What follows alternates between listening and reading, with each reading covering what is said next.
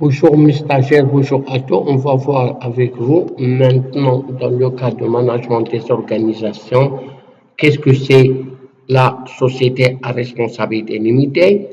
La société à responsabilité limitée est une société commerciale qui constitue un type intermédiaire entre les sociétés de personnes et les sociétés de capitaux. C'est le premier point. Deuxième point, l'acquisition de la personnalité morale est subordonnée à l'immatriculation au registre de commerce, la naissance d'elle, le type de la société qui est dans le sigil et Maintenant, on va parler de nombre et qualité et responsabilité des associés.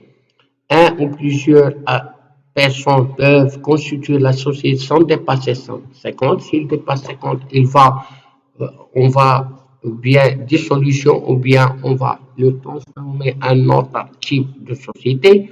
On va parler de personne morale ou physique. Une société peut être créée par une seule personne. On parle ici d'une société à responsabilité limitée associée unique. La responsabilité des associés est limitée à leur apport au capital. Maintenant, on va parler de capital social. Il est librement fixé par les associés. Le capital peut être constitué par des apports en numéraire, en nature et à titre extrêmement en industrie. Si le capital est supérieur à 100 dirhams, le quart doit être libéré, déposé à la banque ou le baqiya, il va être libéré dans 5 ans. Apport en nature, les statuts doivent contenir l'évaluation de chaque apport en nature par un commissaire aux apports. Si la valeur d'un apport excède 100 dirhams ou bien si la valeur totale de l'ensemble des apports en nature excède la moitié.